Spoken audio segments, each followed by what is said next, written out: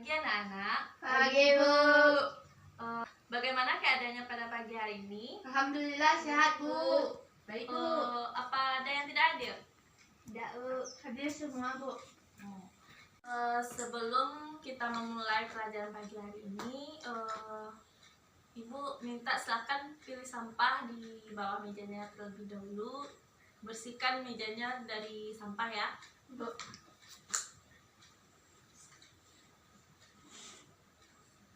Sudah bersih, Bu. Nah, sebelum kita memulai pelajaran pada pagi hari ini, kepada ketua kelas silakan dipimpin doanya terlebih dahulu. Berdoa mulai.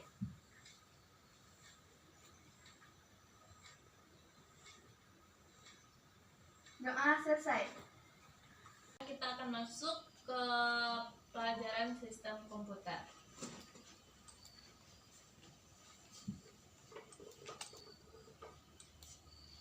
Di sini Bu mau tanya, apa ada yang tahu apa itu sistem komputer? Enggak, Bu. Yang lain? Tahu, Bu. Siapa dia? Sistem komputer adalah jaringan elemen-elemen yang saling berhubungan, berbentuk satu kesatuan untuk melaksanakan suatu tujuan pokok dan sistem tersebut. Baiklah, terima kasih atas jawaban dari Pedia. Beri tepuk tangan untuk Pedia. Jadi, sistem komputer ini jaringan elemen-elemen yang berhubungan, berbentuk satu kesatuan. Sistem komputer itu jaringan elemen-elemen yang saling berhubungan, berbentuk satu kesatuan untuk mencapai suatu tujuan. Nah, jadi tujuan dari sistem komputer ini yaitu mengolah data untuk menghasilkan informasi. Di dalam sistem komputer ini juga terdapat elemen-elemennya. Ada yang tahu apa saja elemen-elemen yang terdapat pada sistem komputer? Ibu. Ya? Yaitu hardware, software, dan firmware. Bagus. Jadi elemen-elemen pada sistem komputer yaitu hardware, software, firmware. Nah, jadi hardware ini merupakan perangkat keras atau perangkat yang dapat kita lihat seperti laptop, mouse, dan juga keyboard. Dan software merupakan perangkat lunak, yaitu perintah-perintah untuk melakukan pengolahan data seperti sistem komputer, bahasa pemrograman, dan juga aplikasi-aplikasi seperti Chrome, Firefox, Mozilla, dan lain-lain. Firmware ini adalah manusia yang mengatur pada sistem komputer seperti orang yang mengoperasikan komputer tersebut. Selanjutnya, kita masuk ke sistem bilangan. Jadi, sistem bilangan ini adalah suatu cara untuk mengatur atau mewakili dari suatu item fisik. Jadi sistem bilangan ini suatu cara untuk mengatur atau mewakili suatu bilangan dari suatu item fisik. Selanjutnya kita masuk ke gambaran umum dari sistem bilangan. Karena Ibu tidak punya proyektor, jadi Ibu akan melihatkan sebuah PowerPoint-nya. Umum sistem bilangan ini, sistem bilangan digunakan dalam pengoperasian suatu mesin digital, di mana sistem bilangan tersebut yaitu sistem biner, oktal, desimal maupun heksadesimal. Masing-masing bilangan ini mempunyai sejumlah lambang bilangan tertentu yang disebut radix. Apakah sudah paham mengenai sistem bilangan yang Ibu jelaskan di depan tadi? Nah, selanjutnya kita masuk tentang sistem bilangan desimal, biner, oktal, dan heksadesimal. Sistem bilangan desimal, di mana sistem bilangan desimal menggunakan 10 macam simbol bilangan berbentuk 10 digit, tetapi angkanya mulai dari 0 bukan dari 1, yaitu 0, 1, 2, 3, 4, 5, 6, 7, 8, dan 9. Sistem bilangan desimal menggunakan basis atau radix 10. Bentuk nilai suatu bilangan desimal ini dapat berupa integer desimal. Integer desimal adalah nilai desimal yang bulat. Misalnya angka 8598. 8 ini 8 kali 10 pangkat 3 sama dengan 8000. 10 pangkat 3 ini didapat dari 10 pangkat 3 itu didapat dari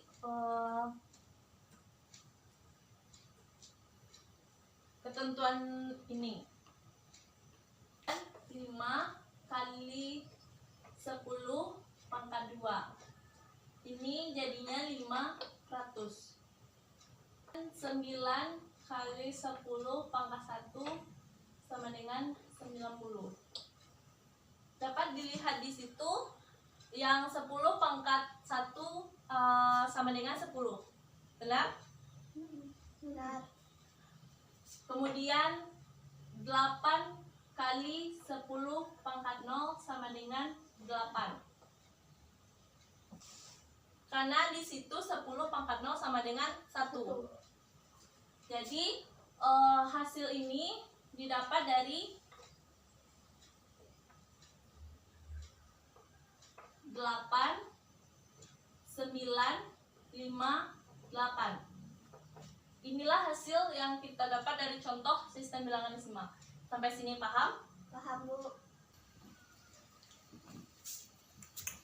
Kemudian kita masuk ke sistem bilangan biner, di mana bilangan yang berbasis 2 yang hanya mempunyai 2 digit, yaitu 0 dan 1.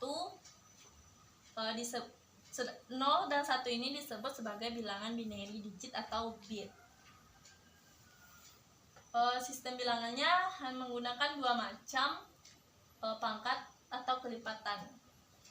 Nah, ini tabelnya seperti yang tabel bilangan desimal tadi, tetapi ini kalau 2 pangkat 0 sama dengan 1, sedangkan 2 pangkat 1 sama dengan 2, di mana dapat 2 ini dari kita kalikan 2 kali 1, sedangkan 2 pangkat 2 hasilnya 4, kita dapatkan dari 2 kali 2. 2 kali 2 hasilnya 4, dan begitu juga seterusnya. Sistem bilangan oktal. Sistem bilangan oktal ini juga sama seperti sistem bilangan desimal dan juga sistem bilangan biner. Seperti nilai tempatnya 8 pangkat 0 sama dengan 1, 8 pangkat 1 sama dengan 8, 8 pangkat 2 sama dengan 64. Ini bukan 8 kali 2 ya, tapi 8 pangkat 2 ini sama dengan 8 dikali 8. Kemudian lanjut dengan sistem bilangan heksadesimal, di mana sistem bilangan heksadesimal ini menggunakan 16 macam simbol, mulai dari 0 sampai angka 9, dan kemudian ditambah dengan huruf abjad dari A sampai F. Sistem bilangan heksadesimal ini menggunakan basis 16 atau radix 16. Ini tempat sistem bilangan heksadesimal atau perpangkatan dari 16.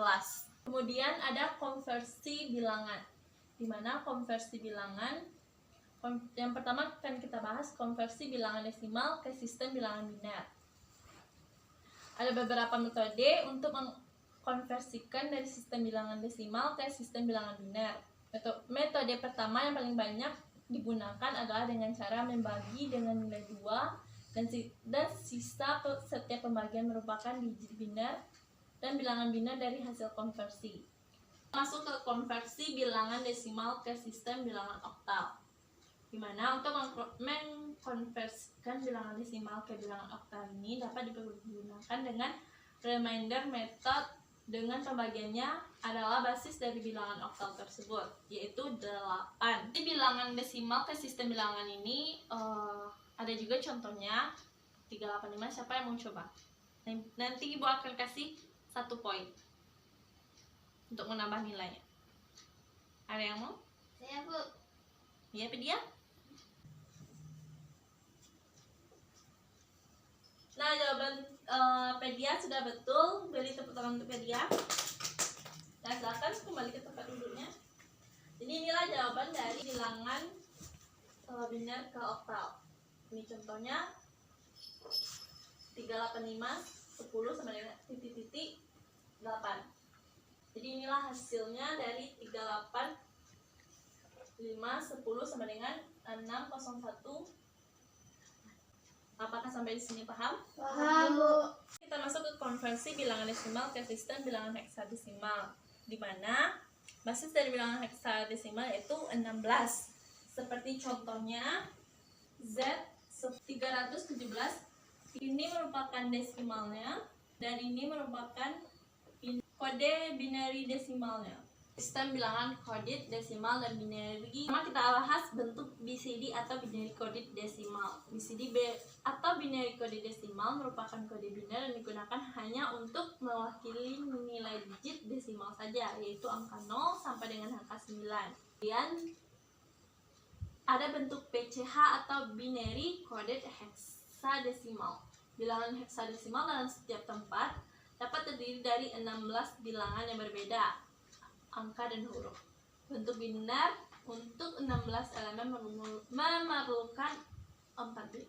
Ibu akan membentuk beberapa kelompok untuk mendiskusikan tentang sistem bilangan. Kelompoknya ibu yang memilih atau Ananda yang menentukan? Saya yang menentukan. Ibu yang menentukan. Baiklah, Pedias kelompok dengan Fadila. Materi yang akan dibahas dalam kelompok yaitu tentang sistem bilangan, itu mengamati bagian dari sistem bilangan seperti bilangan biner, bilangan desimal, bilangan heksadesimal maupun bilangan oktal. Bagian tersebut akan ibu kirim ke WA grupnya ya. Apakah sudah masuk? Sudah, Bu. Nah sekarang setiap kelompok silahkan cermati bagian tersebut, kemudian apa yang perlu ditanyakan kepada ibu silahkan tanyakan, dan hasilnya akan dipresentasikan nanti ke depan. Silahkan pada Ananda semua dibuat tugasnya.